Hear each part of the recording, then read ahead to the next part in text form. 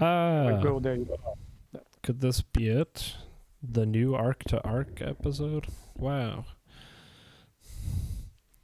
Could it be? That means we're live. Maybe. Okay. We are. Very, very cool. Yeah, we're doing this. We're back after we don't have a reason or as complicated a reason. Yeah, we don't have as complicated a reason last time. But okay. We should probably jump right into this. Yep. Do you want to talk about Tokyo Ghoul 3? I would love to. Yes. They had a would love to. That's a new development.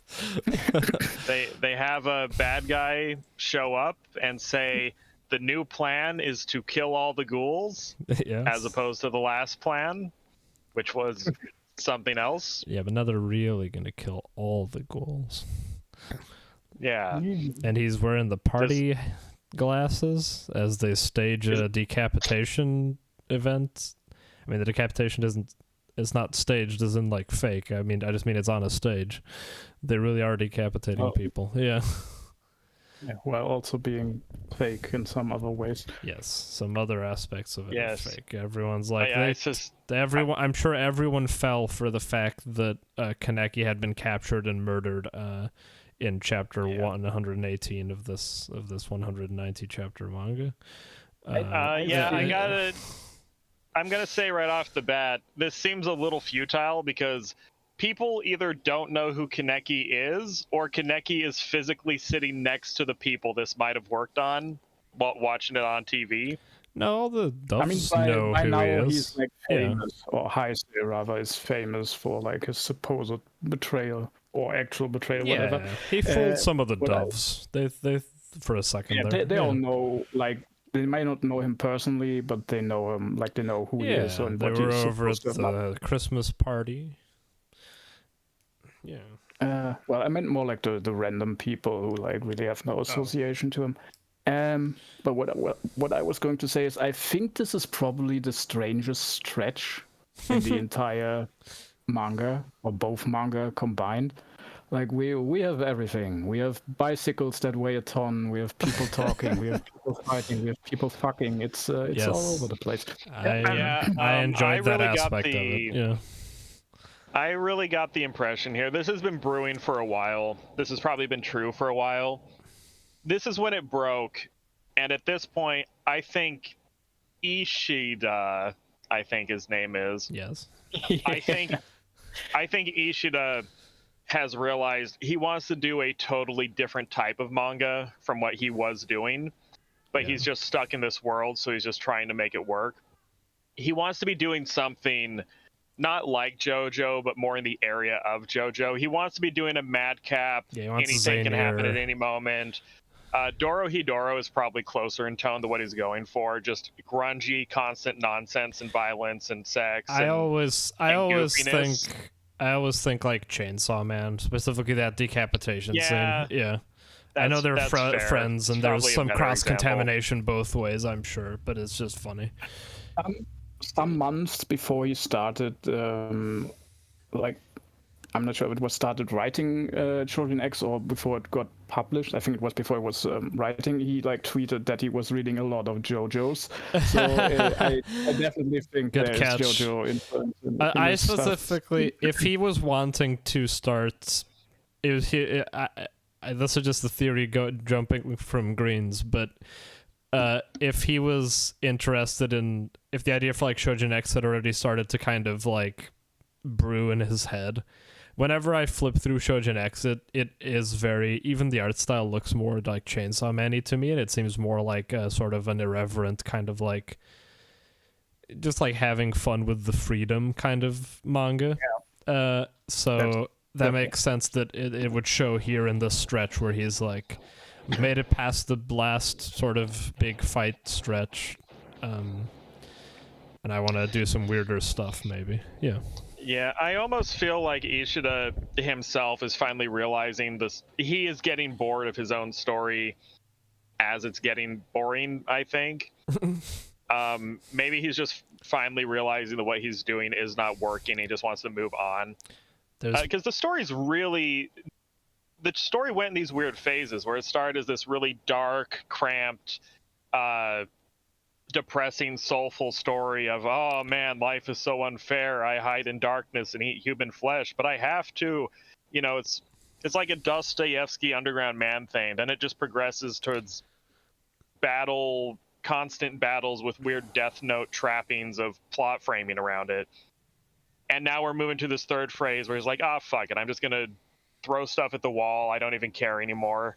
I feel like he doesn't even care anymore, and that's a good thing, because I was getting so sick of the 20 chapter long stretches of constant fighting and boardroom meetings about the fighting. Jaws said at a certain point that, I always forget his name, is it Furuta, the new head guy?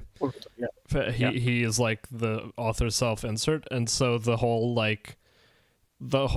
party glasses fuck it thing seems appropriate, because that's what the author is saying. He's just like, it's party time, put on your glasses. There's a new squad of Qs and they jump around on bicycles because they're not 18 yet. And then we have a coffee fight. Yes. So that's initially, for better or for worse, I guess, is the overall. Initially, I wanted to have this stretch and the next arc in combination, but because of the whole travel stuff, I just split it up, and it might be better this way. I think that's fine. Talk about the smaller stretch. Yeah, the other two manga we have to cover quite larger stretches, so I was happy to have a shorter stretch, although I did like this. I didn't adore this stretch by any means, but I liked it much more than, I don't know, probably the last 50 chapters before this. Yeah, I expected that based on what you said in the previous sessions. I'm relieved that he's just shedding away, at least temporarily, some of the massive army on army plot contrivances and just letting characters do things as characters. I mean, Mutsuki shows up and her character is slightly confusing, but I was thrilled that it's like, oh god, a character is acting on her own initiative based on what she cares about as an individual, and not because she's on a giant football team of doves smashing into a giant football team of ghouls. It also kept the action to relatively few characters. It was kind of like the action. It's not much.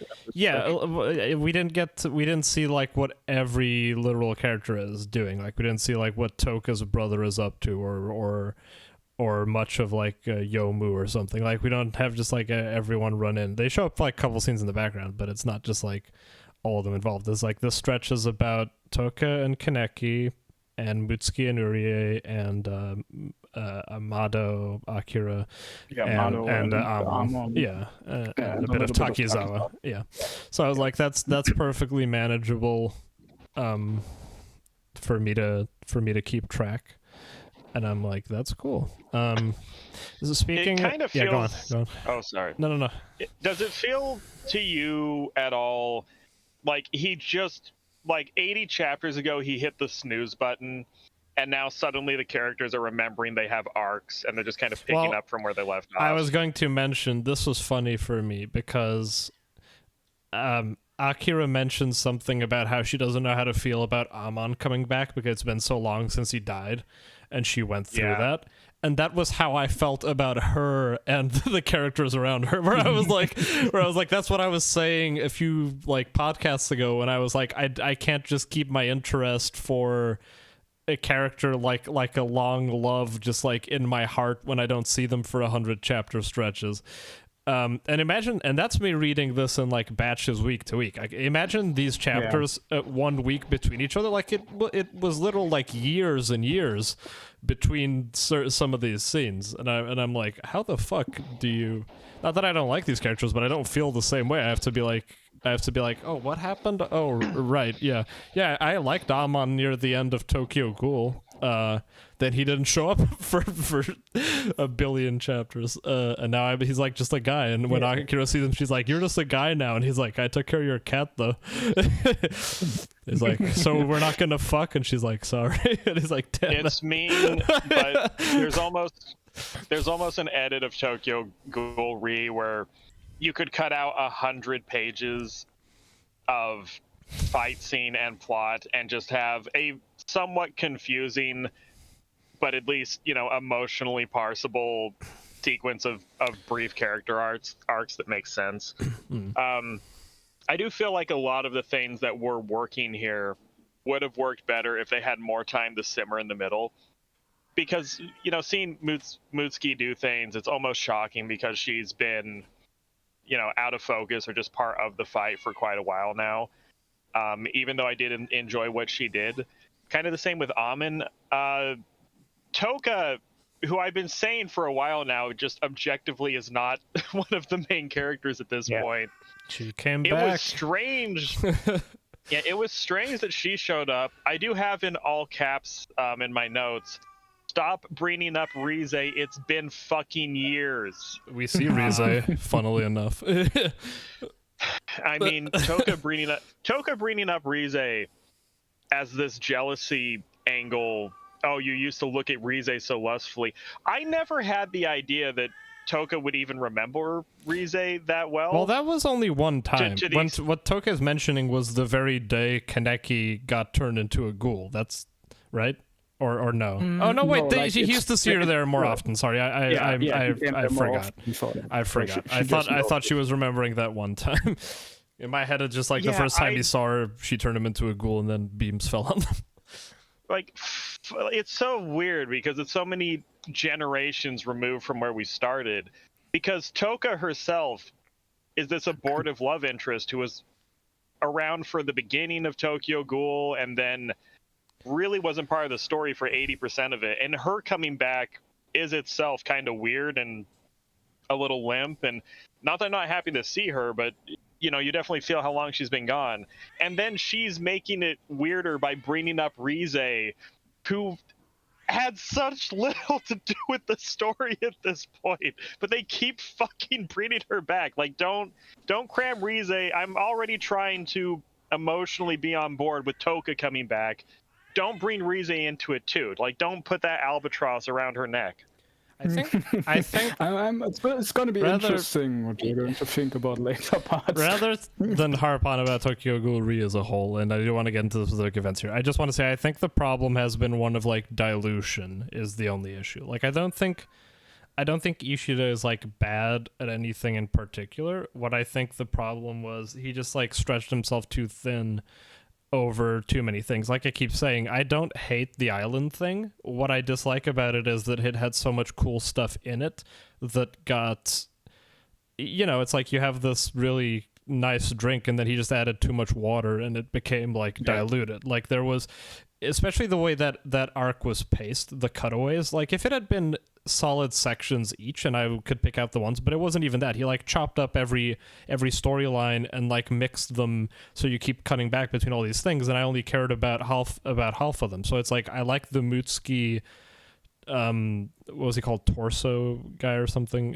Yeah, torso guy stuff. I liked the Kaneki stuff with Arima. I liked some of the stuff in that. I liked Amon thing before everyone shut up and started fighting him too. But then it kept cutting to like Naki and Tsukiyama and the forest stuff, and I was like, my brain was fucking going crazy. And then the same thing with like, I get he wants to cut back to the CCG, but he does it too often, and it dilutes the interesting scenes in the CCG and in the ghouls because he just like puts too much. It's just too much. It's just like too much stuff. I think there could be a nice edit, like Green was saying, where they, like, you don't even have to cut them out completely, but just take some of these, spread these fights more evenly out instead of having these such solid blocks, which are both huge of like non-fight and fight. So this was nice because we got like a little action scene in the middle, and either side was not like talking like CCG politics, but it was like a little scene here, a little scene there, interpersonal drama.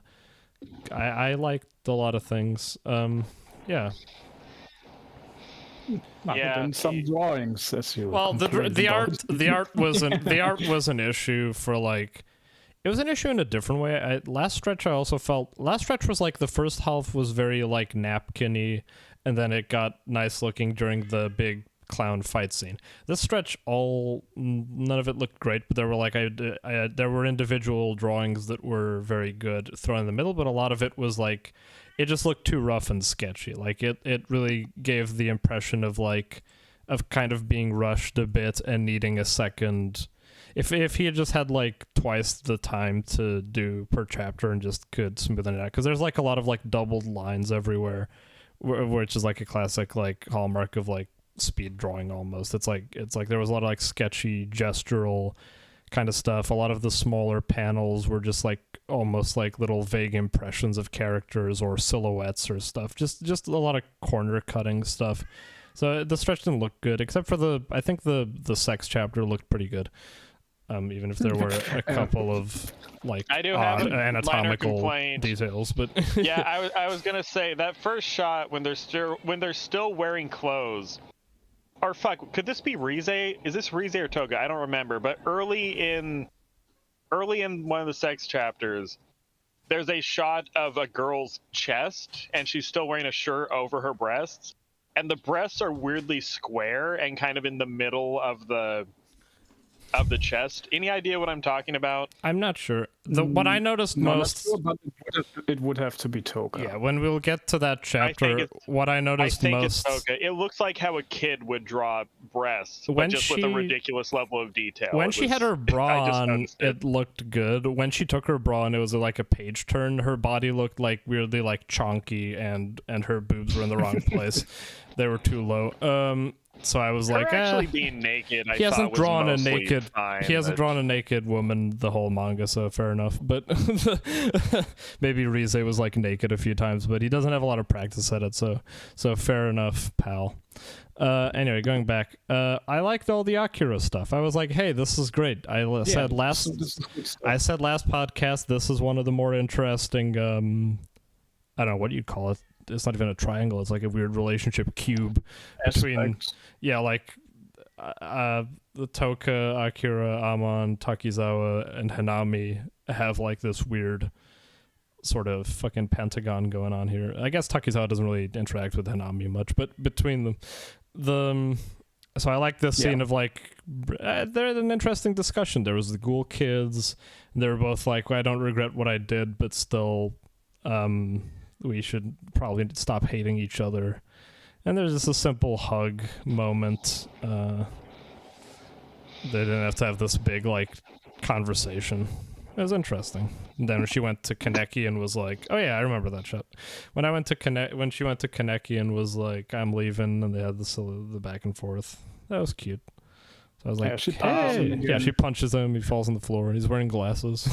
I had mixed feelings about the children's scene where they go and show, oh, look at all these beautiful little orphans. Oh, they're actually ghouls. I bet you feel really dumb right now because you thought they were but she cute. Herself says like here no okay. Listen to me.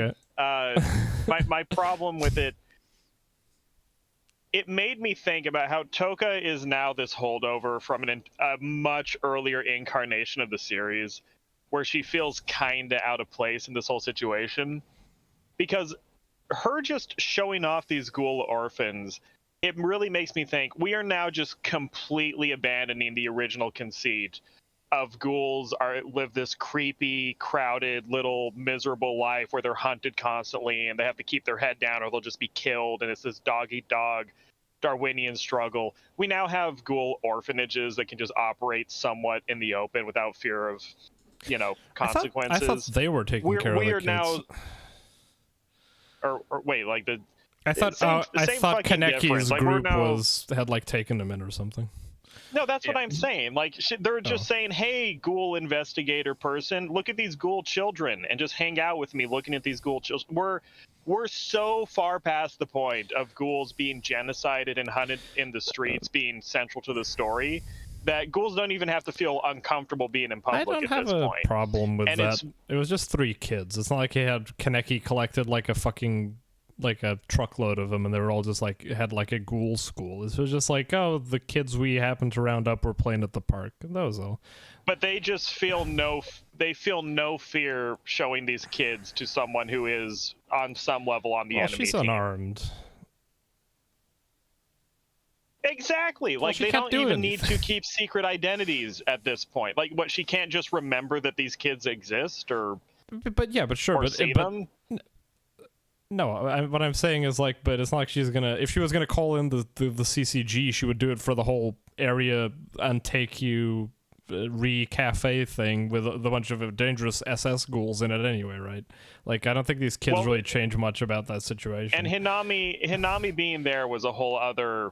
It was kind of weird to me too, because I felt like Hinami being in this scene and her doing this makes a lot more sense to me than Toka, because Toka was always a little more pragmatic and, you know, more removed from the situation. I guess I could see Hinami being weirdly sentimental like this, but if you remember the early stuff with Hinami, even when, you know, the heat on her wasn't all that intense, she was hiding upstairs, she was not leaving. Even being seen by anyone other than the staff at the cafe was a huge deal back then, and Hinami was even older and more capable of taking care of herself.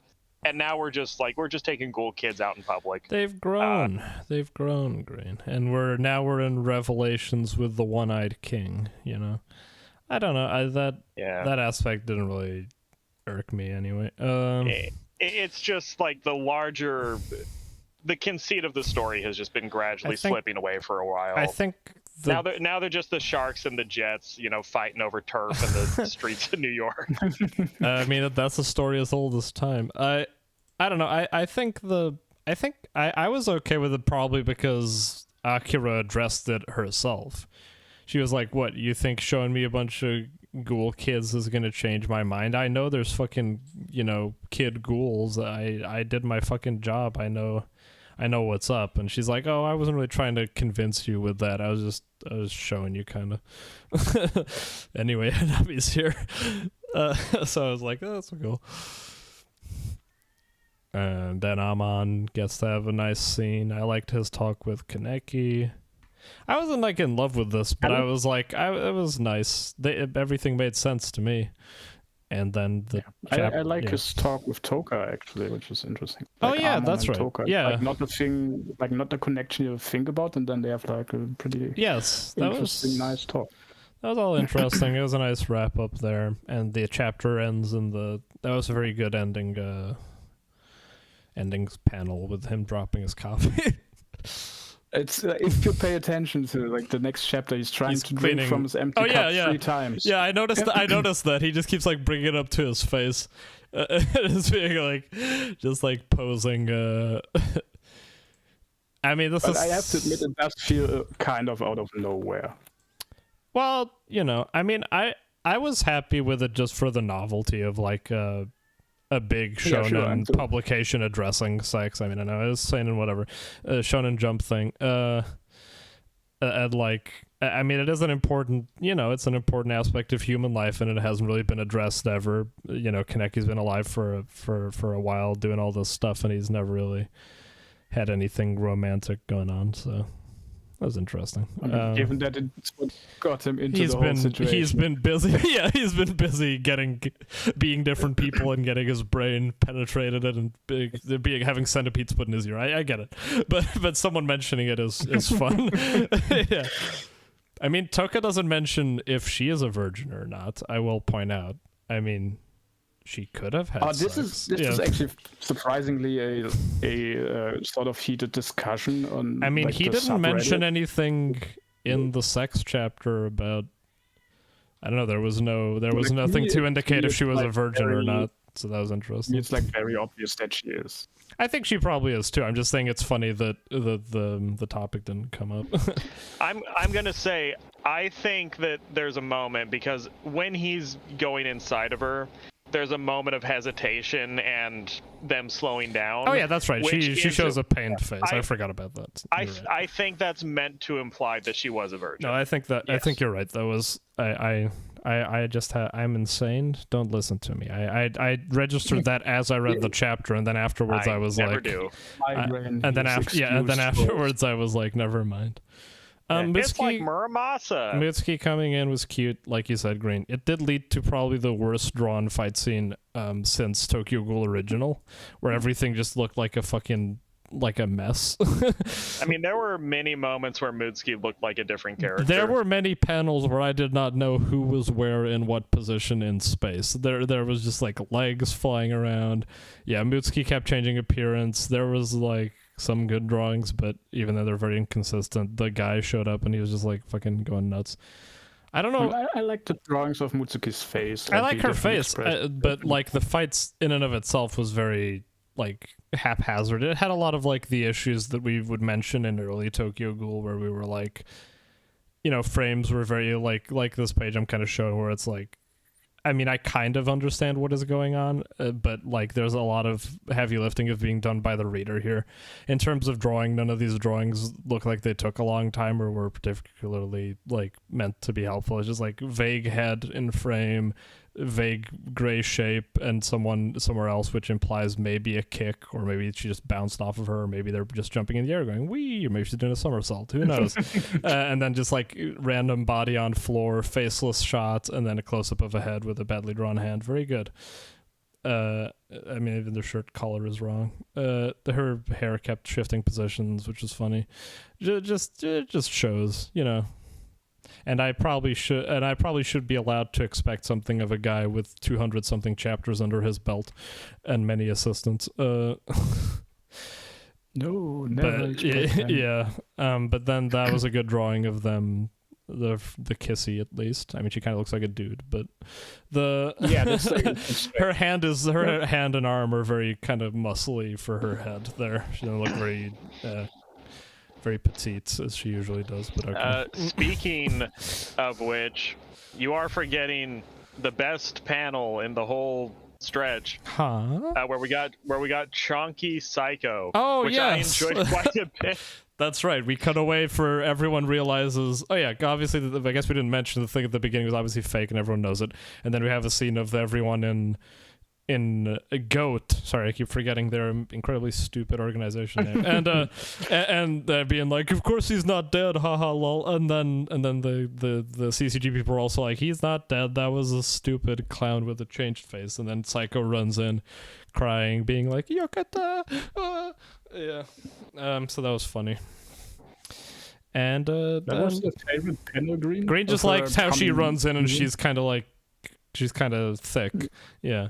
I don't know if I could find it now. I will send you. Yeah. I have it. I'll send. Well, you could probably open the image in a tab from our conversation, but you never know. You never know. I'll do it. Yeah, she just has like a pot belly and like tits, and it was funny.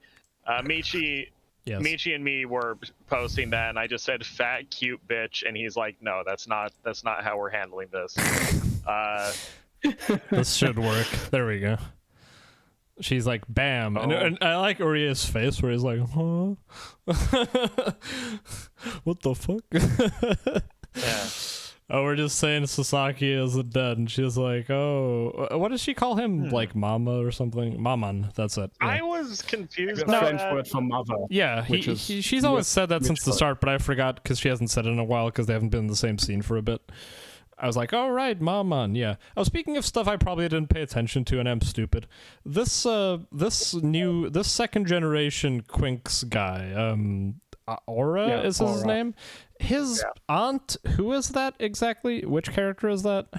It's like the highest ranking female investigator. Where have I seen her in Tokyo Ghoul? She was one of those who fought or confronted Kaneki after he became the One-Eyed King. Like, or rather, he drops in to save Toka and the group from her. Oh, she was fighting alongside Mustachioed Man. Yeah, and they were kicking ass.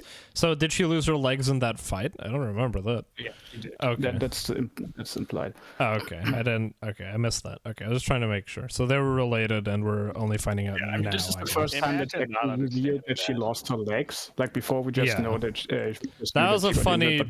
when he lifted the covers and showed her missing legs, I just imagined the Battlefield Earth, your friendly bartender. Like, that was kind of that reveal.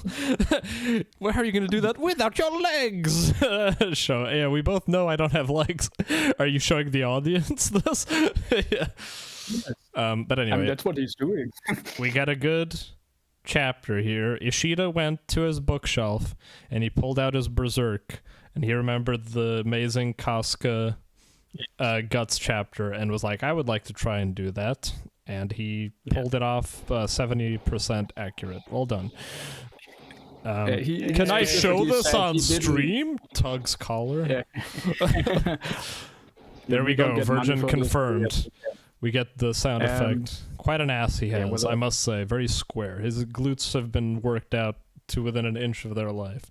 What I was about to say is Ishida specifically said that he wanted to do like the whole chapter by himself, so he had no it shows. assistance. I mean, it's the best looking chapter probably in this stretch. Has good faces, poses. I like the black border and the paneling, and has a very nice ending drawing with the him crying and the twirls and the quilts. Look very nice. Yeah, the weird mirror 19 or 16 or whatever it is.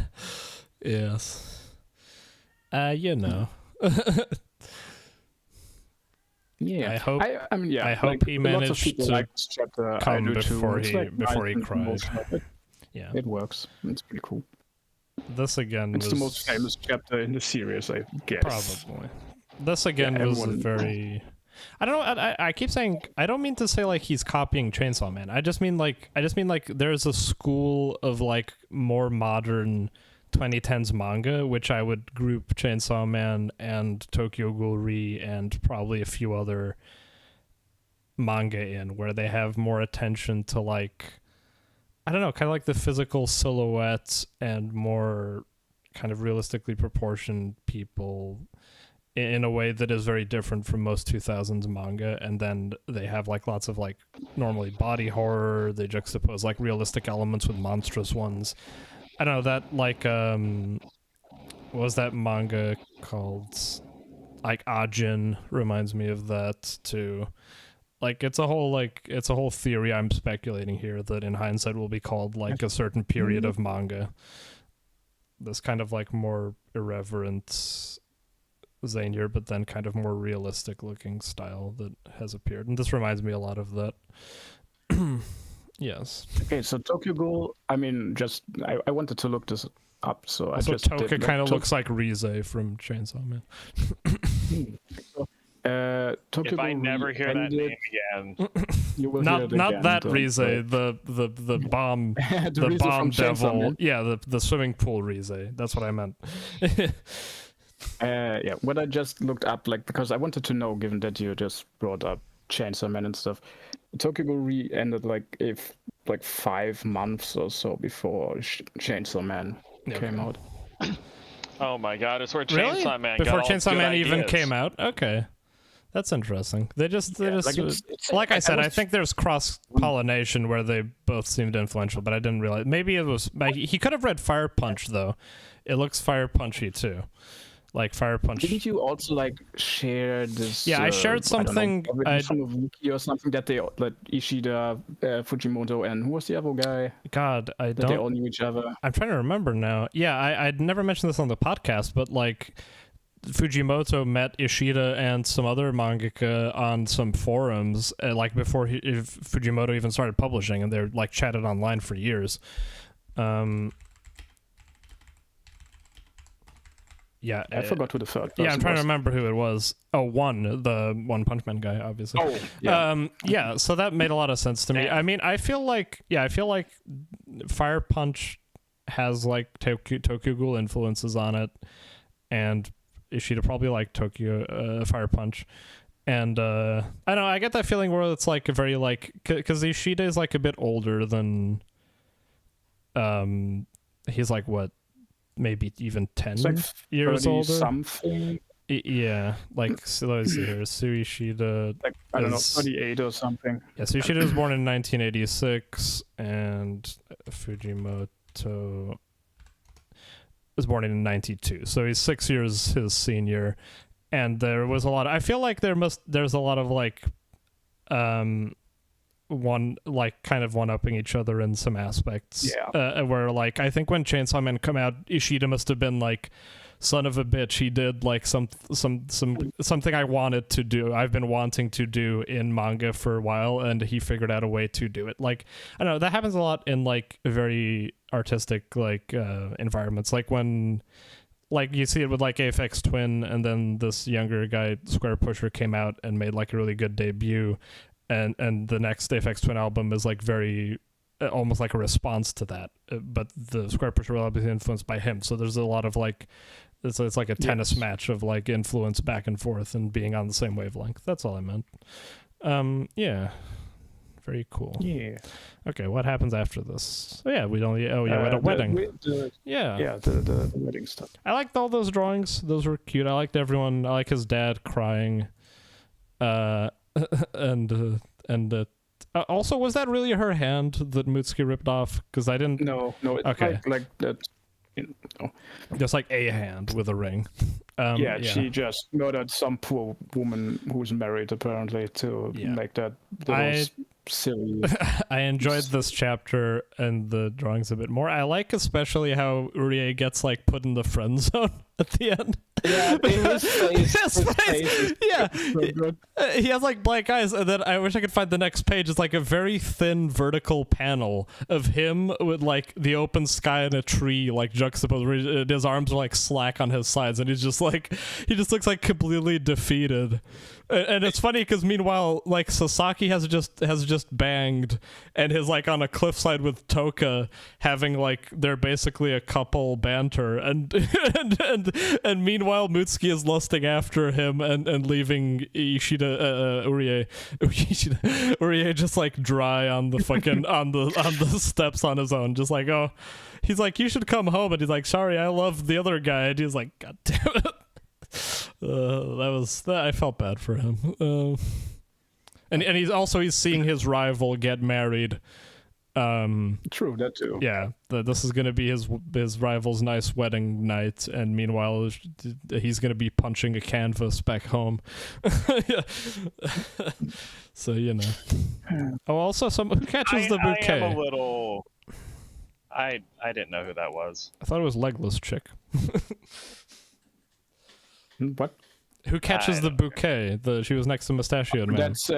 That's like the you probably don't remember her. She's hardly in the manga at all. She's like the female investigator who had a crush on Amon. The main character. Like, upset. I do not remember. Sorry, Green. Yeah, I know. She shows up like 3 times. Okay. So Green, what were you gonna say? I did find it a little annoying that Kaneki was out of commission emotionally for such a huge stretch of the manga. Then, you know, in the final act, it's just like, oh, and every girl wants to smooch him now. It's like, oh, shut up. Only 2 girls want to smooch him. Psycho, I think she wanted to smooch Shirazu. Remember him? It's a regular Kirito. Speaking of people maybe coming back to life, we got the head of she was like my favorite character design, and she might come back to life, and I was like, hey, I'm on this guy's side. I know this is evil and all, but if I have to pray to the Shinigami to get my favorite character design back, then sure. It was great just like seeing the guy. He's just become this like silly, I forget. He's so over the top. Yeah. But I'm talking about investigator bowl cut guy, Ui or something. Yeah, Ui just like is like standing behind Furuta in all these shots, just being like, he just keeps having to acquiesce to all these fucking ridiculous like he's like, I brought Dr. Kano back, and he's like, isn't he a war criminal who's like responsible for all these horrible things? And he's like, no, he was coerced, and he can bring your girlfriend back. And he's like, okay. And then he's like, oh, the Quinks are fucking like unethical, and he's like, shut up. And he's like, fair enough. It was so funny seeing him just getting like slapped around. I mean, he kind of deserves it for being like, he's just always been this kind of like jealous stick in the mud who's always like was always like pesky about Arima, and then Arima died, and he's just like, he was the dick to Sasaki kind of. So I don't mind seeing him get tossed around by the winds of fate here. As Furuta enacts the inane clown posse plan. Killing everyone. And you see, he's a Shinigami, and the symbol for the new twink cues is the kanji for death, but mirrored. Yeah, I can't be bothered. This was the least interesting aspect of this stretch, but it was also very minimal. Like, you could bunch all the pages in which those guys showed up in like 5 pages. They're just like new Kanekis who ride bicycles, which is amusing. Yeah.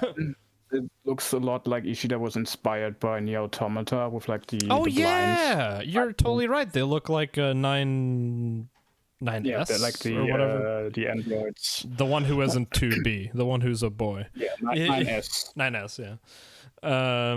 Yeah, you're right. I didn't think of that, but totally, yeah. I mean, cool. He always has good taste in video games to take aesthetics from. He's like Dark Souls and yeah. I mean, I've said this before on one of the podcasts that the voice actor for 9S and Kaneki in the anime is the same that's person. funny because they both have white hair bowl cuts too. And they go through a lot of pain. Yeah. And they get bullied around by women. That makes sense. That too. And they're both blind at certain points. Temporarily. Okay. Well, shit. Is there anything else? I'm done with my part. Nah, I think we're we're good. Like one thing that I really like is the conversation of Kaneki and Takizawa, where Takizawa just points out that Kaneki's motivations are sort of non-altruistic and strange, and where they just basically admit to each other that they're both like deeply fucked up, empty people. Yeah. Yeah. That was a nice one, and it was quick too. It was just like them sitting on the roof, being like, why are you doing this? Yeah, I did enjoy that. Good point. I missed that. Yeah, good. Keep up the good work, Yoshida. We love you. Do you? Still yeah. Okay. Shit. Should we talk about To Your Eternity? Yeah, sure. Okay. Well, this was has some official name based on where they are. I'm just gonna call it the Gugu arc. The Gugu gig. The Gugu Gaga. Yeah. Every time I tried to remember his name, but I didn't have the paper in front of me, I kept convincing myself that I was misremembering his name, because like, there's no way his name is actually fucking Gugu. You made that up. Well, I have been awaiting your guys' thoughts with bated breath. What happened? I think I liked it a little bit more than the previous stretch, which is strange because in terms of like content or like concepts, I think I liked the previous one more, but this one was a lot. I don't know. This one like more. Well, this one was a lot less mechanic heavy and much like more, and you're just getting more invested in the feels because Fushi is more of a person now. Yeah, although he's still like almost less of a main character than whatever character we focus on. No. I'm not saying a person like narratively. I just mean like literally as a human being. Like this is the first time he acts like an actual human. His interactions here are much more intricate, and he understands. And not concepts. Even from the beginning. More, by the end, he's acting like a person. Like I said last time, I really enjoy how gradually and like there are no skipped steps in his growth process. Like we see he learns a lot of stuff in this stretch, but none of it feels like instantaneous. We see very gradually him like he first like kind of starts to learn how to speak and understand. Like Gugu teaches him lots of concepts, and he can do so because he's older and more intelligent than oh god, I forgot her name. She was the name of it. March than March was. Yeah, and he tries to learn how to cook, which is very funny when he puts like a bunch of salt and stuff. Yeah, I was thinking of the Futurama Yeah, me scene too. with Bender. Me too. And then they actually do the joke, It's you know, salt with it's radish salt in with it. water in it. Yeah. Yeah, and That was he nice. and he chooses to, in this stretch, he chooses to not transform for like a few years here, which is an interesting thing.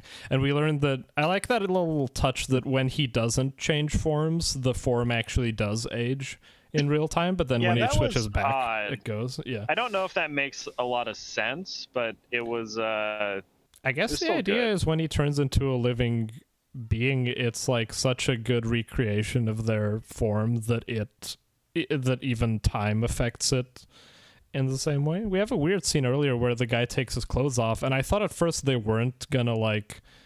I thought they were gonna be like a thing where you try and take them off, but they just regenerate. But no, he can take them off. They're just like this weird. It kind of confirms that they're not really clothes. They're like Yeah, like but they're weird also organic fabric made to look like clothes. That was interesting too. But Yeah. shit, what's the story? We meet Gugu and his brother, and they're on that working class hustle. They gotta make cash to live, and that goes about as well as you'd expect. Yeah, what did you think starting at the stretch, Green? I think this stretch probably was stronger than the first one. Yeah, Not even that the first one was a problem. It's definitely establishing the tone of the story where, okay, him burning through people and hanging out with them until they die, and he constantly gains and loses different persons. mm-hmm. That is apparently just how this is going to go.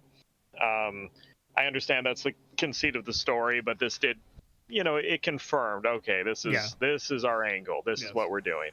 It's one of those. First thing I honestly noticed was the art style. Mm-hmm. It's strange that he has this brittle, almost pen and ink approach to backgrounds and the natural environment, and he has these big stretches of white with just little pinpricks to show texture and things like that. Yes. But then some of the characters are weirdly hyper modern in their designs to the extent they'd even be strange. I don't know, 7 years ago in a mainstream shonen manga, or maybe 10, 12 years ago. But like the girl, she looks, her design, I mean, Takopi's Original Sin is probably not the closest thing, but it was the first thing that jumped to mind. It's just something that would not have existed, I don't know, however many years ago, and it almost has the Tintin thing going on, where there's this strange contrast between the level of detail and stylization in the character versus the environment. It works overall. It definitely works. It is. We had this a bit last stretch. I mean, this is a good example image to show where Fushi. Well, the artist formerly known as Kid Who Dies in the Snow, who is now calling himself Fushi, looks more like, if you see, and it's her, not to keep correcting you, if we see her earlier work, because this is the mangaka who did A Silent Voice, like Fushi and Rian, the girl, they kind of look like her more standard like manga anime style, where they have these round faces and these kind of have a similar eye shape. The position of the nose and the mouth is all very similar. But then you get characters like March and young Gugu, who look much more... I think when she has children especially, she goes very like goofy. And then you get the opposite side of the scale, where the booze man and old lady look like very realistic. They look like... almost like real life, trying to like just like she just draws like an old man. Like if she had a picture of like some weird Indian old man, she would just like draw him like that. Like he doesn't have anime eyes at all. He's barely stylized. And then you get these all mixed together. Yeah, it's an interesting look when you see them all side by side at the dinner table and stuff. I find her art very compelling for reasons similar. That's one of the reasons I find her so compelling. She's just very free-handed, and she looks like she kind of took stuff that she's very good at drawing everything, but she draws things in different approaches depending on what it is that she's drawing. It's almost like she kind of learned everything, kind of like how Fushi does, I guess. She got like hit with a tree, and that's how she draws like trees and rocks. But then how she draws kids is different. Then how she draws a girl is different. How she draws the fight scenes is quite different too. It's kind of like a stapling together, but in a good way, where it's like a collage almost. Yeah, that is an interesting aspect to bring up. I'm glad you did. Yeah. So yeah, Gugu has an unfortunate life where his brother... It's unclear, actually. It's kind of left unclear if he... At first, when I read this, I thought he had been... I thought it was like a lucky number 11, where he had made a gamble and it hadn't paid off, and the guys had come to collect and had murdered him or kidnapped him into slavery. That might have been what happened. It also might have been that he ran away and left his brother a note because they were coming after him. Like, guys are gonna kill me. I'm fucking leaving. And then I just thought the brother was dead. Yeah, but then interestingly, he does show up again. But more on that later. So yeah, Gugu's... Yeah, go on. Yeah. I think it's just kind of a general prodigal son thing. Like the older brother is a free spirit who gets in trouble, and you'll never know exactly what the situation was. It was just so. Yeah, because she purposely like draws a note but leaves it like folded. Like just gives you like an idea of like, instead of the money, there's this note. Now Gugu's on his own, and then Gugu works for a bit. And then he gets a log, crushes his head as he's trying to save this cute girl. He doesn't realize it's her, actually, when he's saving her. But yeah, he gets rescued by Booze Man, the greatest character of all time, who selflessly selflessly puts an alcohol fermenting organ into this child he rescues from death. Yeah, this was really creative. Yes, very strange. I mean, this whole stretch with Gugu and Booze Man and the girl, there were elements. I mean, in a way, it's a timeless story. I mean, I've seen bits and pieces of this 1,000 times. No part of it is so like much, super so much original. In it where it's like, how the fuck did he come up with this shit? She. God Sorry. Women don't make good I know, right? But for once we must acquiesce. Oh, God, fuck. I know, not since the days of Shoulder a Coffin Kuro has a woman been to the town. As I ignore the Dororo and Beastars ladies. And Land of the Lustrous and Blue Exorcist and the Beastars lady and whoever else. Yes. Yeah, but she's the daughter of a male mangaka, so yes, and no one has ever heard of Rumiko Takahashi, so let's just ignore this. Now, this is like you were saying, like you've seen parts of this everywhere. I think that is its greatest weakness, is that it's not like, nothing here is going to blow you away. It's just like well done. I think her idea is to... It's a personal feeling story, but overall, I think if you look at this at like a bird's eye view, what is happening here structurally, I really see this as like, even though Fushi is never like the main character and the focus is always on the characters he's meeting, the structure is very like he is progressing through civilization and social structures, and also like familial structures. Like initially he is the pet to this one guy and he just knows him, and it's not a very close thing because he can't even understand what the fuck the guy's saying or like what is going on. Like he basically just understands eating and death, and he doesn't understand death really. He's just like, oh, the guy's not moving. Then with March there was like a mother dynamic, and it was almost like he had been born as like a little baby, and she was like taking care of him and teaching him a few things, and he feels the first like pangs of pain, and now he gets a whole family unit and he spends a lot longer with them, and he turns into like, this is like his child stage, and he's the little brother of this guy. And so that makes sense as like a story structure thing, where it's like kind of speeding him up through from birth to adulthood, and he's going through the different aspects of human society you can be involved with. Now it's a family thing, which is interesting. Where was I? Also, go on. In terms of structure, like in terms of story structure, it feels sort of classical, like not exactly hero's Yeah. journey, but like it's more inspired, like almost like fables. Yeah. The different, the different arcs Well, so far. while you were gone for undisclosed reasons, I did watch a Heike Monogatari, and it reminds me of that a bit too, where it's like various different kinds of stories. But what I mean is that one really is like a classical, almost 1,000-year-old story, and it has that kind of feeling of like, yes, like storybook sort of. And then he came upon this situation in this family, and he spent years there, and then he went here. Yes. So yeah, Gugu lives with the booze man. He's a store clerk, and then and then old lady. I always forget her name. Her name is like something with a P. Pioran? Pioran. Yeah, Pioran. I think it's Pioran. Yeah, Pioran shows up. I find Pioran very amusing because she like has like funny moments, even though she's like, we were introduced. It's easy to forget we were introduced to this character as like she chose March to be sacrificed. Yeah. And then it turned out she was like a weird criminal lady, and she's like in cahoots with Booze Man, who's also up to weird stuff, and she just like shows up with Fushi and is like, here's an immortal guy, and they're like, cool. And then I really like Gugu's like interactions with Fushi, because he when he meets him, he's like a kid, and he's like very flippant. Like initially he's like, I'm gonna teach him, almost like a pet sort of thing. He's like, he's my little brother now, because he like wants to. It's cute because he had an older brother and he was abandoned. Now he's playing the act of the older brother. And then he has like, when the girl comes back and is like the girl he had a crush on from before he was disfigured, he's like obviously in love, and then she gets a crush on Fushi instantly because he's like a good looking dude.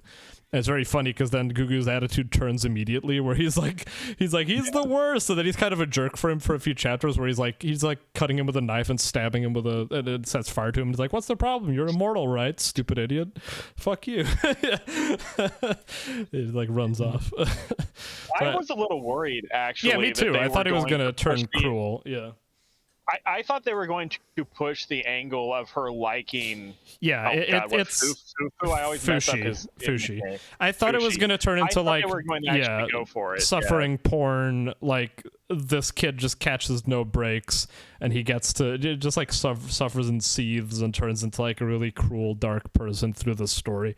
And he does get it pretty hard. I mean, he runs off, and he's, they don't hold back anything with like. He tries to like go back into society. Everyone finds his face horrifying. They start like bullying him and trying to. Kid comes in and is like, fuck off, and everyone wants him to leave, and it's sad. But then Fushi comes back and they have their little reunion. And then I really like the scene when Rian comes to like look for him. That's like one of my favorite scenes in this stretch, is like the dialogue they have where he's like in the tent and he doesn't want to show his face. And they're like shouting at each other, and she's like talking about the reason why she's like run away from home and lives with them is because her parents are so mean and they control her life. And he's just like, that's all, fuck you. Like I had to fucking till the fields and have no parents, and my brother betrayed me and all this horrible stuff. He literally was a slave, kind of. Yeah, he's like a slave. He thought he had a family, but then he realized, oh no, that was well done. That I like that flashback a lot, where he felt like he had like a family with cute little sisters, and then he realized that he had just been like a servant. And then she's like, you want to see my scar? And he's like, she has like a little cut from when she got knocked over.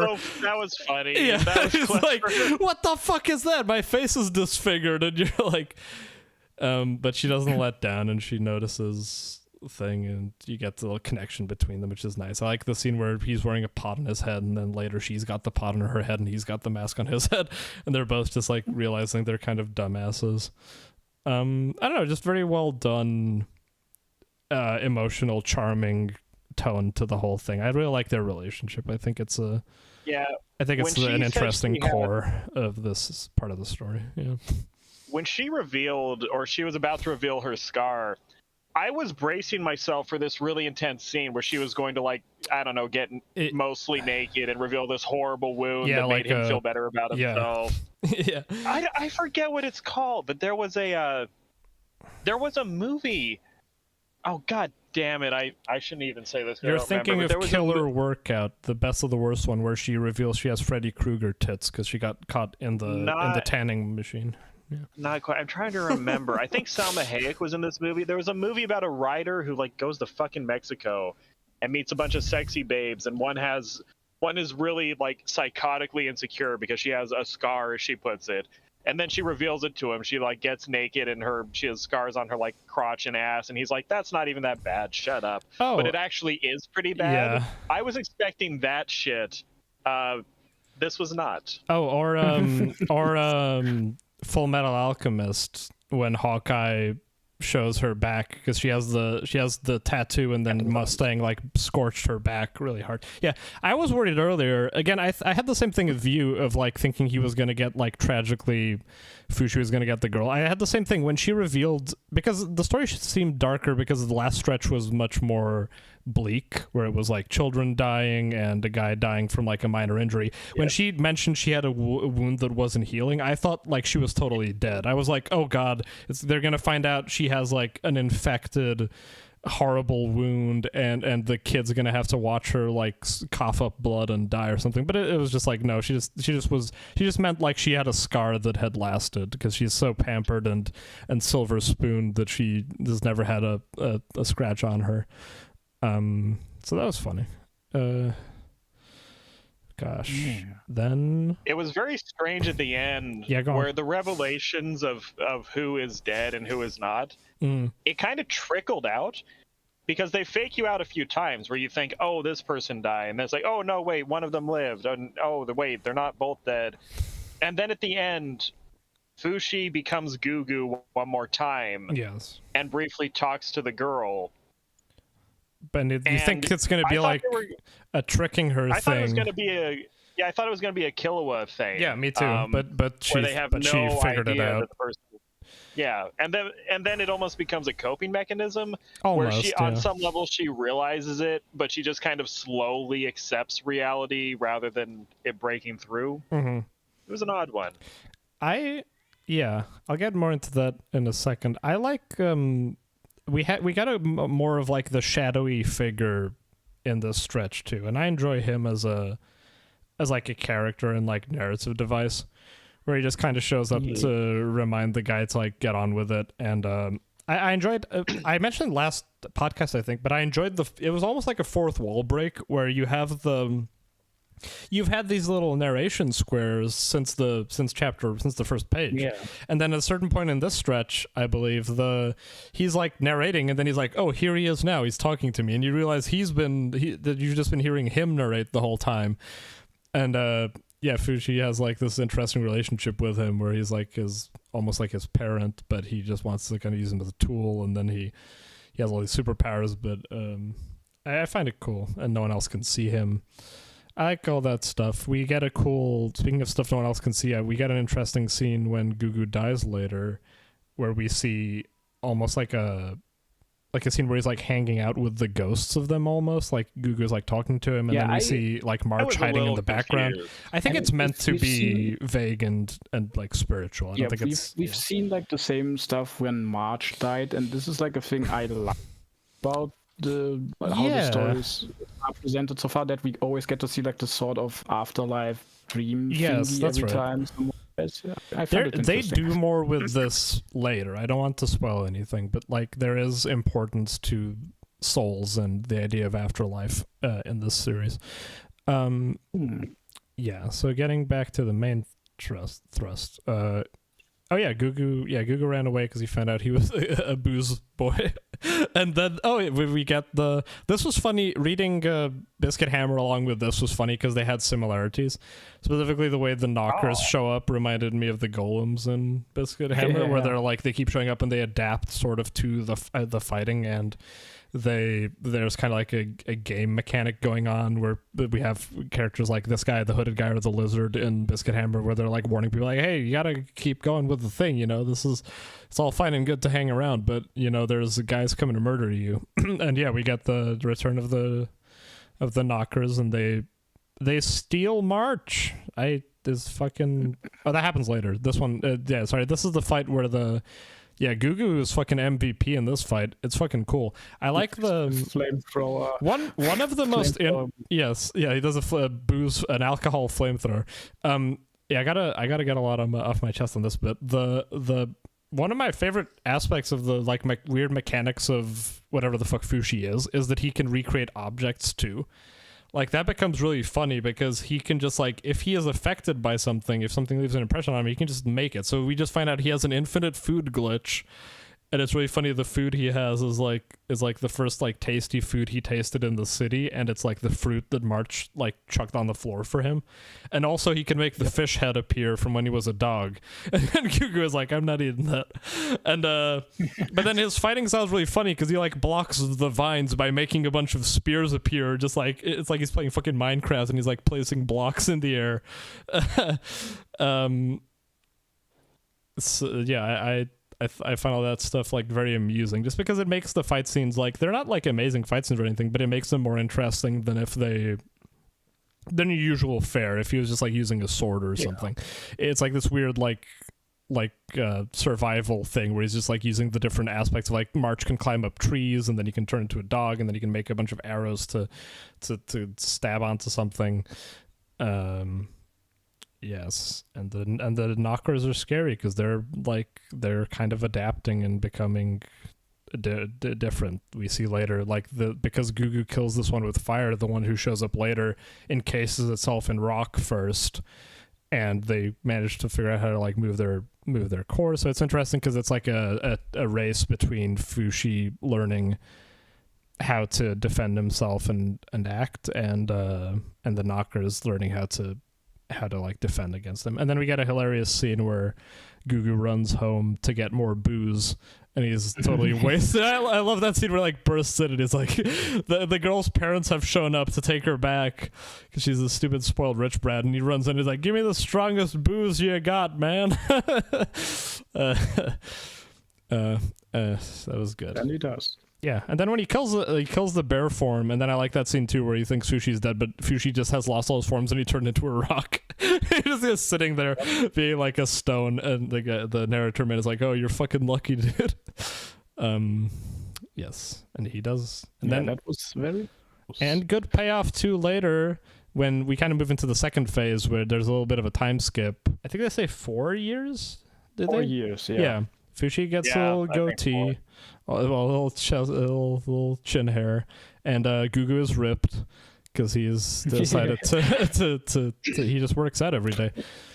Yep. And then his brother shows back up, his piece of shit brother who he had found dying in the gutter and gave him his ring, which the brother didn't sell, which is a mark on his side, unless he like pawned it, then used that money and then bought it back, which he could have done. But yeah. I like this scene a lot where Gugu just like spells out. I don't know. I like their maturing a lot, where both of them kind of learn to. What is the phrase they say? Like I don't care about my circumstances, or something like that, and they kind of just decide. They both say like we're strong enough to deal with whatever unfortunate aspects our lives might have. And then when the brother shows up and is like, want to go back? He's like, fuck you.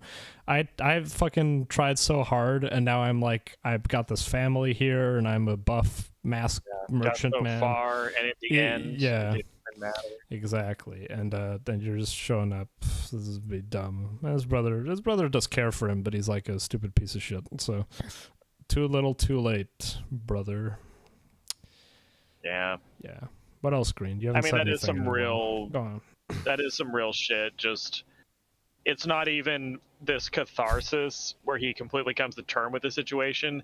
He just gets tired and quits caring. It's like, yeah my life sucks. Oh well, what you gonna do? Boozman earlier said a line that was like when he was sad about Rianne liking Fushi earlier, he's like lying in bed crying, and he's like, yes, sulk to your content and become a man, you know.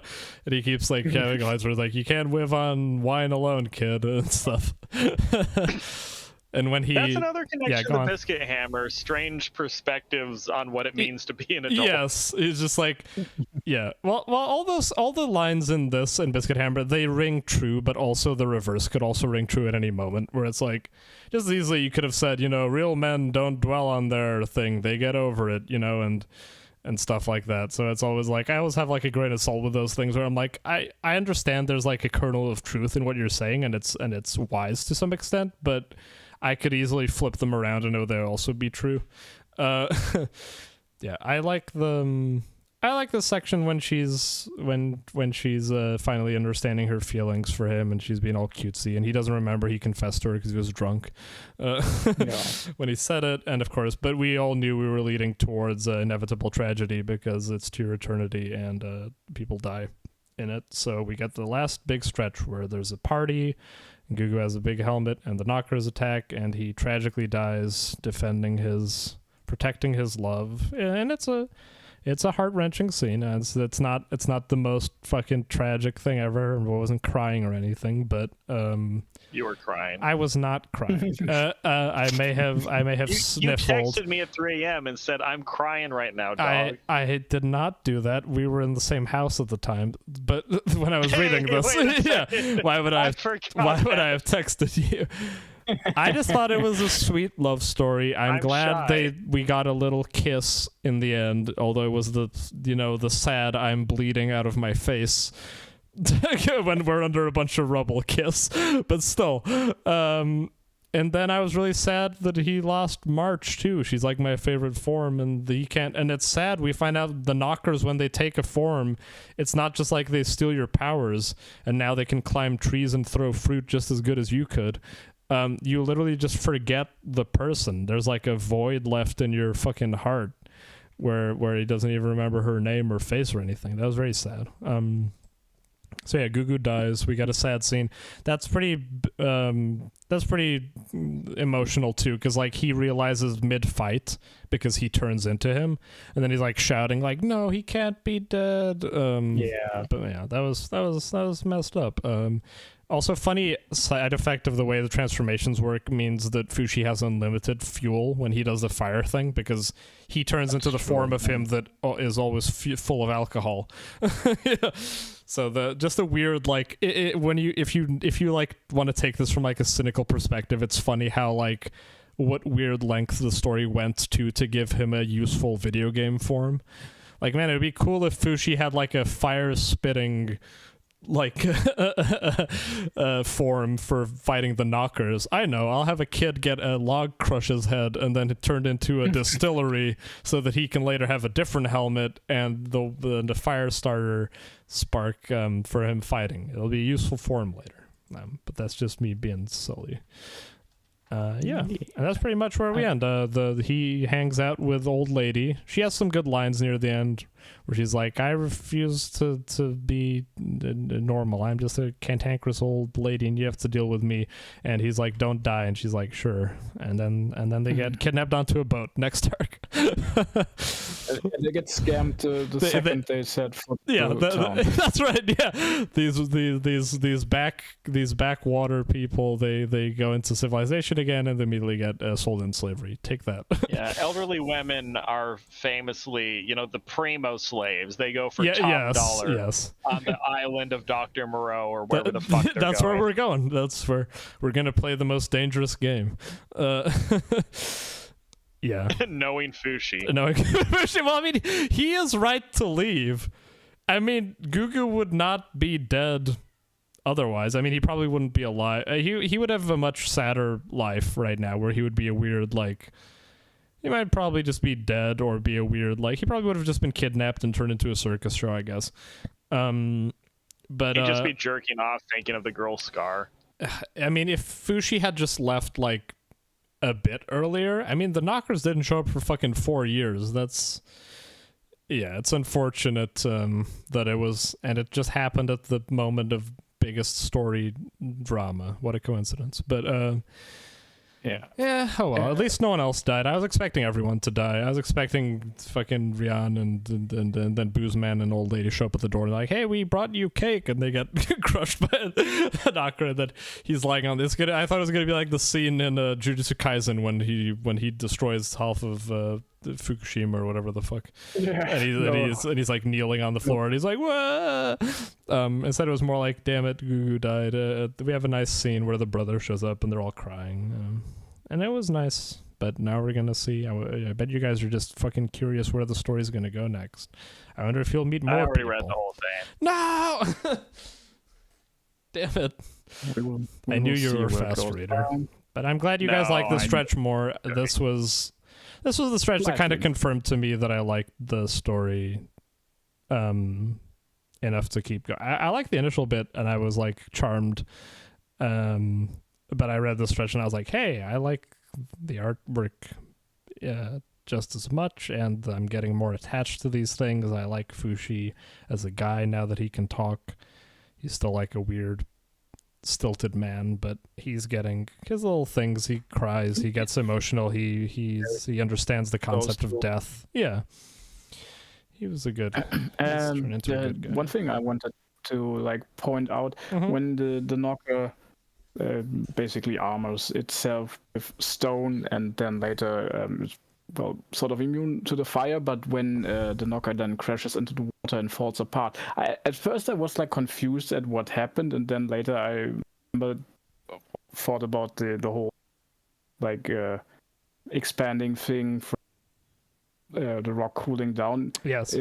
I wondered if that was the case, and I was happy that they confirmed. Yeah, they confirmed that. I think I had the same thing as you. I was like, this isn't Pokemon. When rock falls into water, it doesn't like break its atomic, bonds. So yeah, that was nice. They got lucky there. Yeah. Yeah, I mean the story is very like, aside from Fushi's stuff, it is very like just kind of scientific realism rooted, where it's just like everything is basically behaves as if it would in our world. The guy gets stabbed with a piece of wood and dies of an infection. There's no magic or anything going on except for maybe a weird giant bear full of spikes. And the knocker isn't him. Yeah, I enjoy that aspect. It'll become going forward. She still pays attention to that kind of thing. It's very detailed. Okay. The mangaka is a woman. Michi. Yes, I know. I said she. I corrected myself eventually.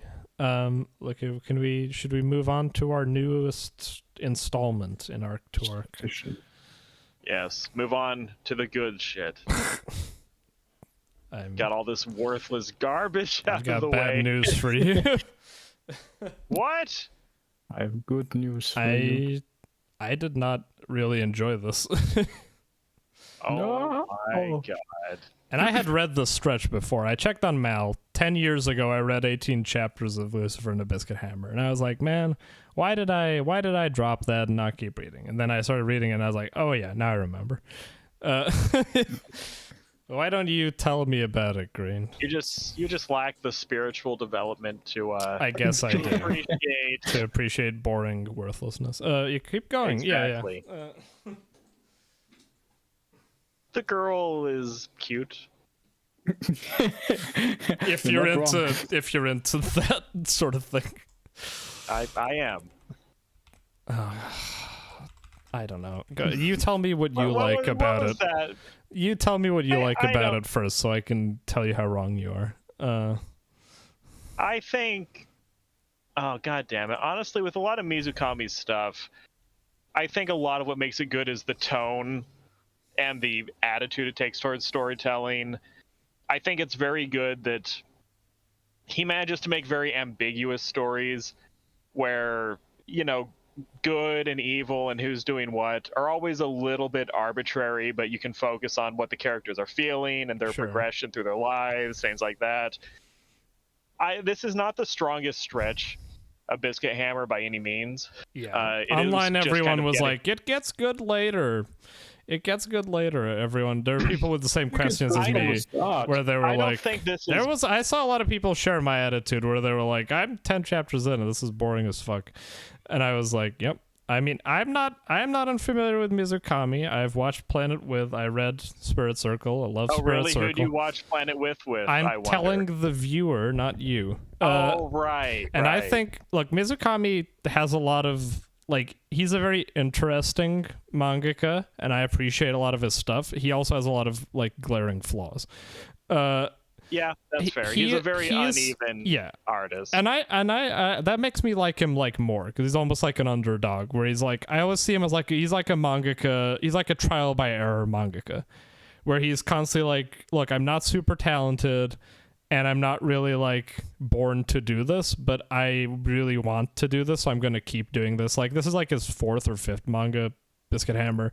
He had a bunch of like, no one knows them, lasted for like 10, 20 chapters, ones that are probably even worse. And he is just like very tenacious, and I'm sure he's aware of his limitations, but he powers through them, and, you know, he's got a go-get-him attitude, and I appreciate all that. I just don't know like what to like really latch onto here. Like there are some interesting like aspects, but I just see this as like so much weaker than Spirit Circle, and having read Spirit Circle, I'm just like, there's just so many rough things here. I'm not even going to mention the artwork, obviously, which is like a big sticking point, but I just don't care that much about like any of the characters. It gets kind of tiresome that he tries to have the thing you're saying, where people are kind of like irreverent, and the tone is like very like, oh, interesting, and people say these like fun lines and stuff. Kind of gets tiring to me, because they all make the same face when they do. I get so annoyed with like cut to the older sister makes like kind of a knowing expression and smirks and says something stupid, and I'm like, oh, she said a thing which is unusual in manga. And I clap my hands very, very hard. Yeah, well done for doing something a bit different than one of the the most formulaic art forms there exists on Earth. It's like, I don't know. I find his thing like it's kind of like tiresome, because he's like trying too hard. But I never like really gel with any of the things that are going on. I always find it like it's mildly interesting, but it's kind of, that's the focus, and I would rather the story and characters and art in and of themselves were good, rather than their divergence being the main interest.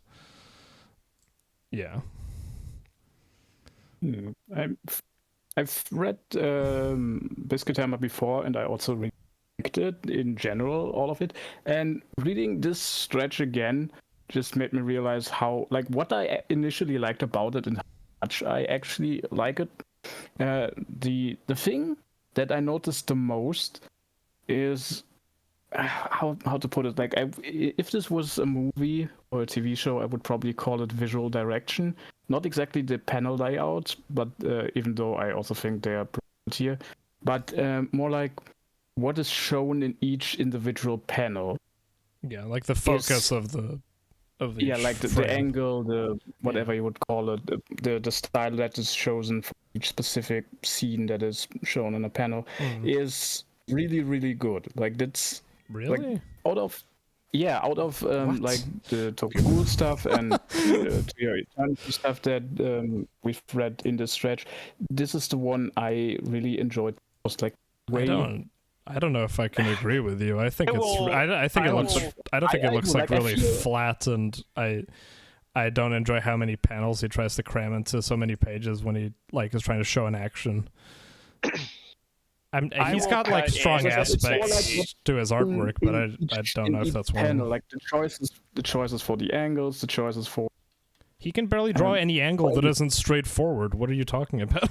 He just draws like straightforward in 3/4. There's no like fish eyes. There's no plonge. Just to slide in, I think that I agree with Jaws in the sense of he's good at fitting a lot of information into a single page of manga. And I think he does have a very strong sense of flow in terms of storytelling and the emotional beats and what characters are feeling in the moment. I think he manages to have a lot of dialogue per page without it feeling too cluttered or too messy, or, you know, like a wall of text or something like that. I'm not going to say it's perfect. The comparison to Spirit Circle, I think Spirit Circle it's kind of his, you know, classy, super artistic, high concept. It's probably the purest distillation of, you know, what he's about.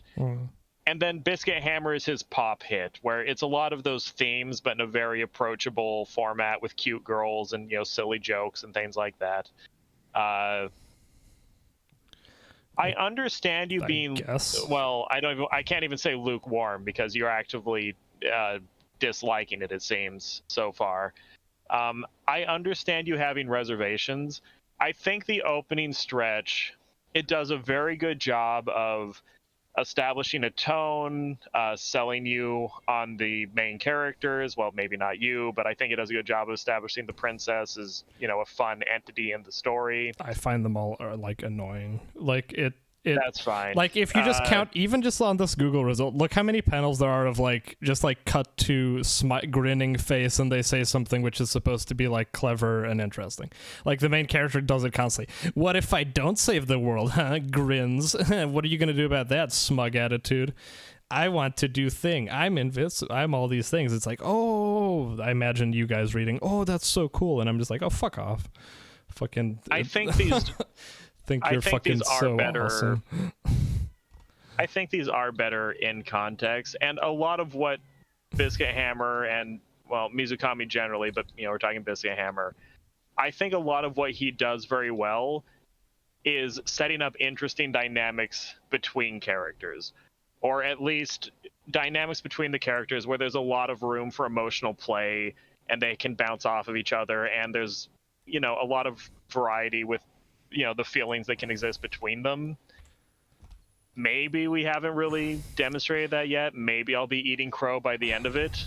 I just think those relationships amount to like people, like they sit down, they have a conversation, and then it ends with like what is supposed to be like a kind of poignant, like deep sounding revelation that one character says to another, like, oh, that's what life is all about, eating the toast, right? Or something stupid that I don't gel with at all. And then you're supposed to be like, oh, I see. It's like, you know, it may seem like a silly thing, like watching a magical girl show or fucking doing whatever the dumb shit, but it's actually, you know, isn't that what life is all about? It's reader, says guy who I'm just like, what? I think you are kind of fixating on moments that weren't all that that's like important to the me. focus that of the manga to me. Like if I watched like Best Guy Ever's like compilation video, the stretch to like where I got here, where he uses the terrible song, where it's like you watched 10 seconds of it. No, I watched like 2 minutes of it or 1 minute of it or something, and I was just like, oh, it's just like focusing on all those pages, which are like the memorable pages, because everything else is like tiny heads talking to each other, and I would just be like, these moments mean like nothing to me. Like I don't care that like MC Kun is like this fucking like irreverent, like I'm so dead to the world and I only care about this teenage girl guy and she's my goddess, dude. Her thing is like, I was sickly but now I'm gonna destroy this world because I'm so greedy. It's like all these motivations like childish and lame, and then every character just like spouts their like what their like core belief thing is and why they're doing the thing, and I'm like, yeah, I know that. This would be some big reveal that the guy ends up doing what would be like valuable for the girl, and he says that to someone. I'm like, okay.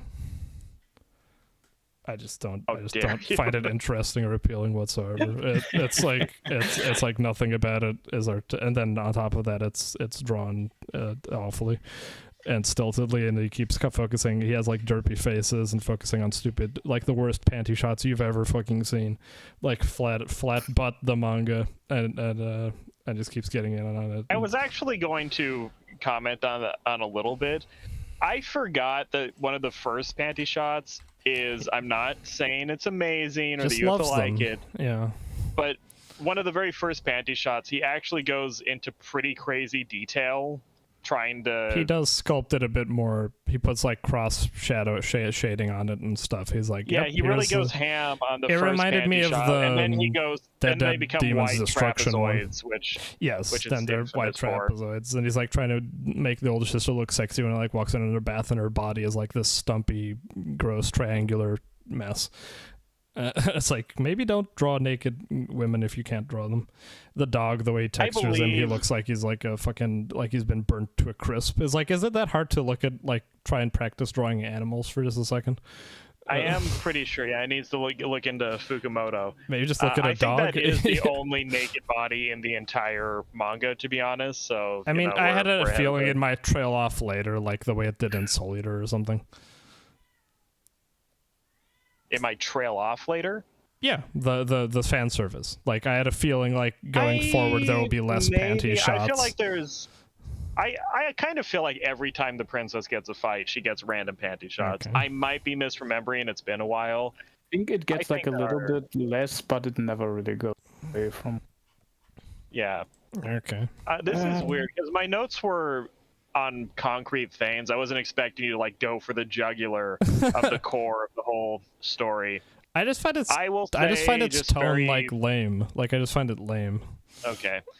I think that Mizukami, what makes him good is he has I think that his tone lets him strike a fun balance between legitimately very heavy emotional moments, but also keeping things very light and breezy. And I think that he's good at structuring plots. So there's this ongoing ambiguity with things going on where, you know, like the main character is also the bad guy, but also the good guy. And, you know, the plot is not very central because the plot is there, but he manages the structure of the plot in that individual characters and individual character desires are always way more present than the ongoing conflict, because the ongoing conflict almost doesn't matter at the end of the day. And that's what I think is good about him. I think it's the interesting tone of like intense pathos mixed with, you know, silly antics, and also him being very good at putting character front and center. I think I will say I'm probably too hung up on like the concept, but I feel like the quirkiness of it is too much of the focus. Like, to me, it comes across as someone trying to make something for the, like, his goal in making something off kilter and strange is it being off kilter and strange in and of itself. Like, he wrote to himself, like, he's being a quirk chungus. Yeah, like, wouldn't it be crazy if like it was like one of those like, oh, let's start with a cliched like, the world is gonna end, won't you rescue us? But then the main character, he doesn't heed the call, and the main girl, she actually wants to destroy the world. Isn't that crazy? I know, and if someone right? said that to me in bated breath and looked all excited up at me, I would turn to them with like dead eyes and be like, that's fucking lame. Like, that's such a simplistic way of turning things on their head. Whereas something which would be more straightforward and not try and subvert that, like a Nausicaa, is a much better manga because it doesn't have to. It's like he has to because he is not very good at drawing and he is not very experienced yet. He has to use the crutch of like having the cell, the like boardroom cell pitch is what has to hold it up. And I'm like, I don't find this pitch that interesting because I've seen millions of things which turn things on their head. Maybe it was more novel in 2005. I understand you. Yeah, it just I fucking understand irks you me. feeling that way, Yeah. but personally, I don't see the frame story or it being a subversion of expectations. I don't see that as the appeal at all. But honestly, kind of. But it seems like the focus of the story to me. Like, all the relationships are through the prism of that. Like they're interesting because that's what's going on. It's interesting that he has a relationship with a ponytail guy because they're at odds with each other. Like, that's what's supposed to make it like kind of the emotional core of it, right? The pathos of it is supposed to be that it's like, oh, how odd that they would have been friends under other circumstances, but they're at odds because of this twist of fate, you know. But it's like I just find I will say I see it differently. Okay. Again, I understand why you could see it that way. That is, it would not occur to me to pitch the story to someone that way. I don't think the story is good because it's cleverly subverting anything. I think it's good because at the end, the plot is almost irrelevant, and it just opens the way for characters to just be characters.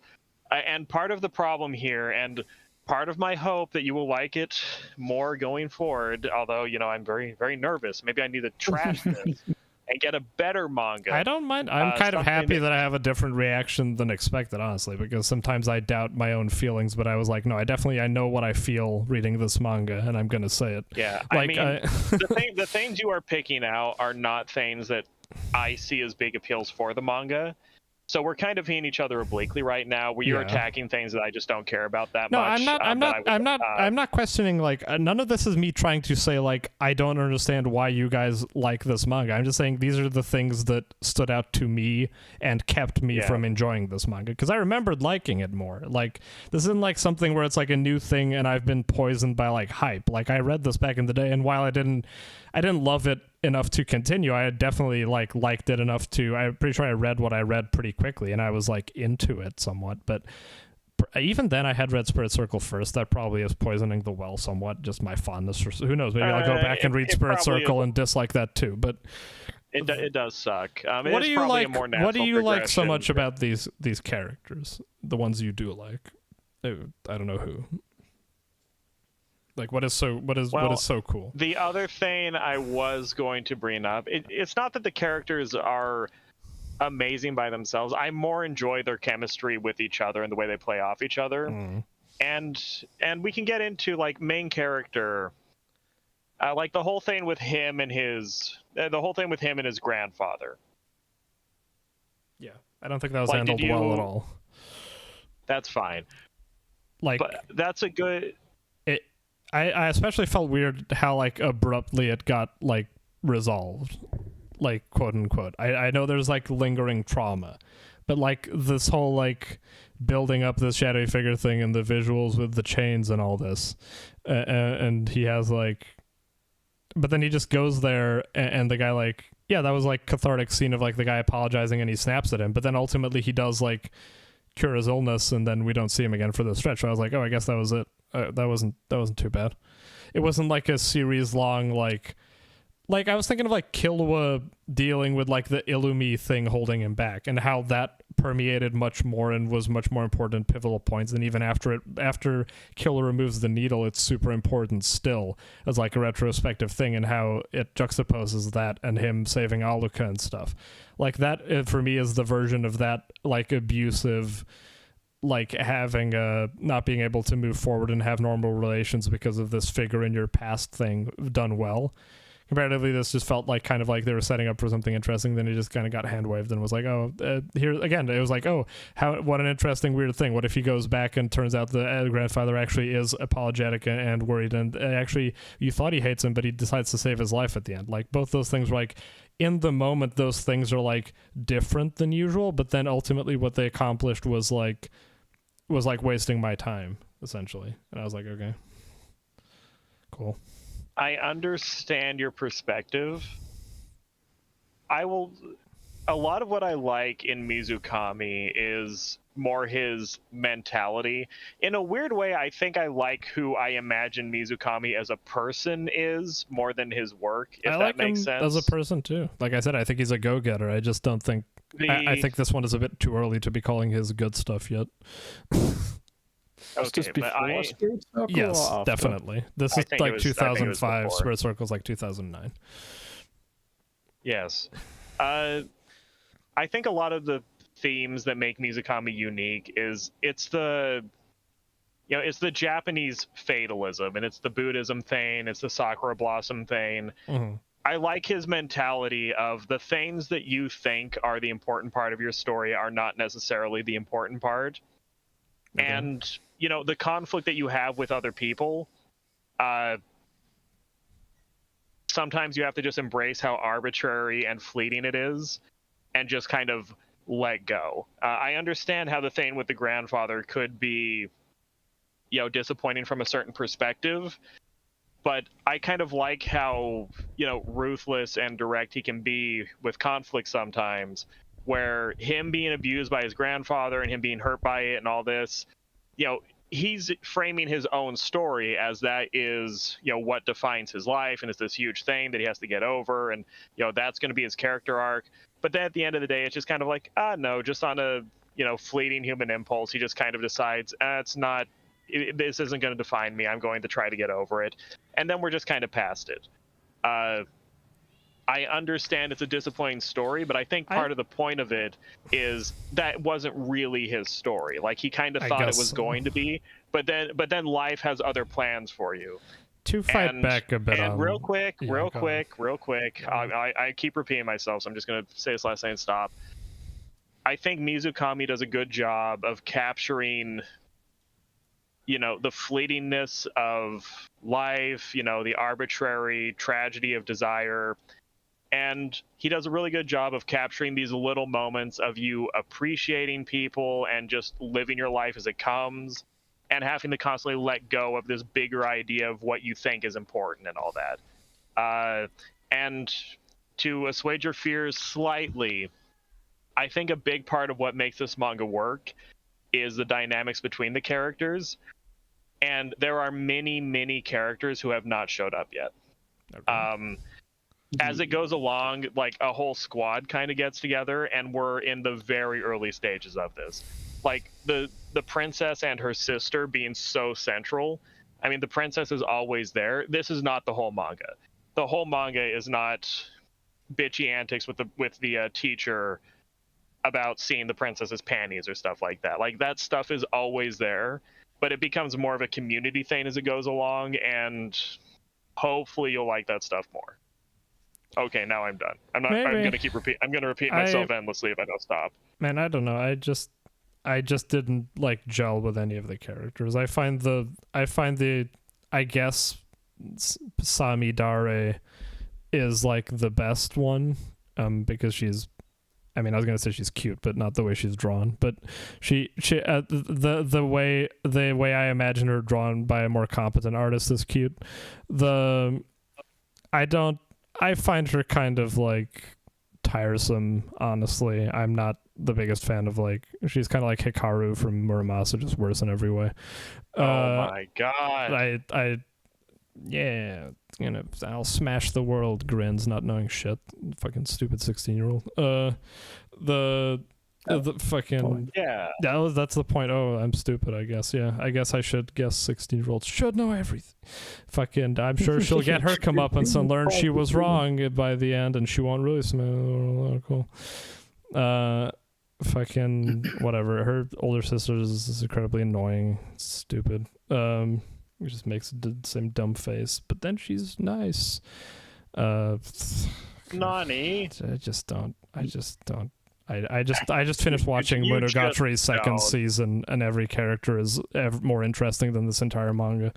And I'm like, hey, you know, you can do that. Yeah, I mean, that's Monogatari. Oh yeah, every time I bring up an example, it's the same thing. That's unfair. Why do you compare things to Hunter x Hunter? Why do you compare things to Berserk? Why do you compare things to Monogatari? Because I like good things, and when people ask me to read something that is worse in every aspect, I go, hey, I don't like this thing as much because my worldview, my paradigm has been shifted by my consumption of superior material. And guess what? He's releasing this in the human world in the 21st century, so he's competing with all these other things. And my money and attention and lifespan are limited by what I choose to consume.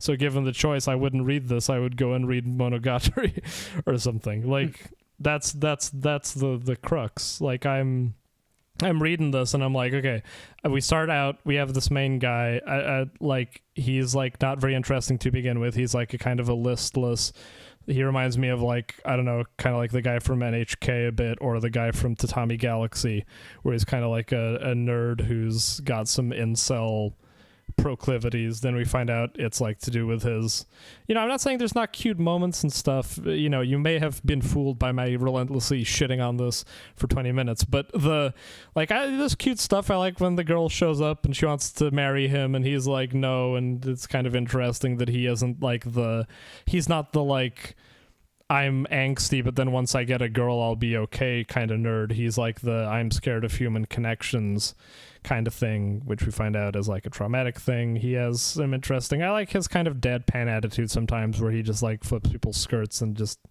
tells it how it is. And he's, I mean, he's not like a terrible character. I just don't really like resonate with any of them that much. Yeah.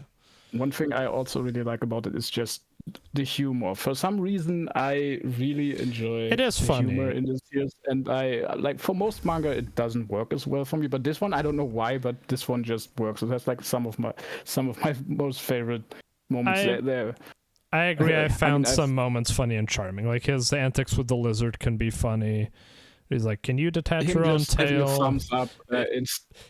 Yeah, when they're all scenes. looking up at the panties of the figurine and stuff. That one's another good. No, Mizukami's like funny and stuff, but that like for me that doesn't like those are like little sprinkles in the middle of me just being like disinterested for the most part. Like I don't find him especially engaging. His thing being like, "You're right, I am like angry and fucked up, so I'll help her."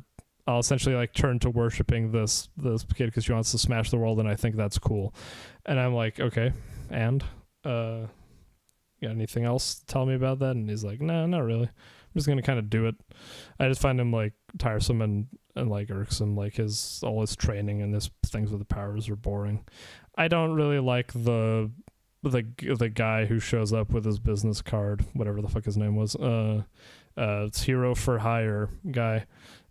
Like I think his death is supposed to be like tragic and like affect you, but I was always just like, this guy's just like a ponce who just talks about anime and shoujo manga, and he's unnaturally good at martial arts, and then he gets killed like a chump. Yeah, stuff with the dad was also like, it was vaguely interesting that he just had this. They had like some interesting like musings on you know, parents abandoning you and adults being, oh, they smile because of all these like arbitrary reasons I've given, and none of them really hold true because I could easily find a bunch of adults who don't do those things, and I don't really buy into your thing, 25-year-old author who's trying to convince me of your worldliness. Yeah. You can tell Michi's intense because he's mumbling. It just bugs me. Like, are any of these characters really that interesting past like their surface level little, like, you can make a collage of like the moments in which they said something cool and smiled at the viewer, but I'm like, they feel like skin deep to me. Like, I'm not interested in the interactions between a bunch of like catchphrases and manga panels where it's like, yeah, they each have funny aspects. Like, it's funny that the guy gets into this very violent magical girl show and stuff, but then like his moment to moment like dialogue and he just like is a guy who like sits down on the couch, drinks beer, helps her train for a few weeks, and then gets killed like with a punch to the face. And I'm like, okay, like, what is good about this? It's not impressive. It's not like super interesting or original. It's just kind of like, it's like mildly unexpected. That's the whole thing. It's like everything that happens, it's like, oh, that was mildly unexpected. And so it's like a 5 out of 10 the whole time. Yep. Jaws, do you feel like you like are starting to kind of hate Michi a little bit? Why don't you sell me on it if it's so fucking good? You should be able to put up a case for it really easily. I'm not. I don't think we can sell it to you. Like, I mean, No, Michi, it's completely. Okay. Your complaints are completely legitimate. I just find other aspects of it charming, and I'm not even gonna say it's not even like Lucifer and the Biscuit Hammer is one of my favorite manga. I think it's good manga. It's definitely not an all-time favorite for me. Okay. On the whole, I'd say Spirit Sinkle. I think it's a solid manga that's really interesting and charming with how it has a unique feel and, you know, some cute antics. I mean, so is I would never say it's like a 10. I would never say it's like a 10 out of 10. I'd say it's probably like a very strong, maybe even like a very strong 7 or like a low 8. Or maybe a middle 8. Honestly, we need to get to the middle stuff, which I think is stronger, and see how it goes. Well, what is like some of the really cool scenes you wanted to like talk about and really like, so I can see why I don't like them? No, we're just. I'm done. Are you okay? That's I mean, I've I'm said not going to that- argue into It's it. not about because arguing. like I'm I just said, genuinely interested. Like, why do people like these Michi, scenes so much? Michi. What? Like You're I like said, mad at me. This is the podcast, right? No, I'm not fucking mad at you. Just listen. My appeal with this is more tone and how it feels and just like the moment to moment feeling of reading it. I don't like it in a way that I can like argue or like demonstrate with evidence. So Okay. it's kind of a vibe thing. So if you're not vibing, there's not I much definitely to am not be vibing. said. This was the hardest to read through. Yeah, we'll just And it was a lot of chapters too. We'll see what the next stretch feels like. Okay. Well, that'll be like original territory for me too, because I was remembering a lot of like I remembered the guy died. I remembered everything to do with like, oh, I'm gonna be your little goblin, and you're gonna be this like paragon for me for some reason. And I remembered the fight scenes being like kind of. I mean, they're like vaguely interesting in that there's like mechanics with like these like power things where he only. I like that the main character's power is like kind of a lame thing that he has to use like strategically. That's interesting. I wish it wasn't drawn in the worst way possible, where like every fight scene angle is like just like kind of awkward looking, and his power is very strange too because it looks like a fireball, but then it's like a levitation power. Like that's weird. Maybe make the power look a bit cooler. The spear guys too. Like, have you heard of Bleach? Maybe that made powers look cool, and it doesn't cost any more to use the ink in a different configuration. Yeah, I'm just gonna say, not much to do other than just read the next stretch and see how it goes. So I think I'm done. Destroy Swing. I wish the pages were more HD online too. Okay. Well, if you don't want to say anything else about it, I'm done harping on it. So great. I've said the same thing 10 times, so I need to stop. But all right. Okay, we're done. I look forward to next week where we switch out Biscuit Hammer with Medalist. Okay, see you.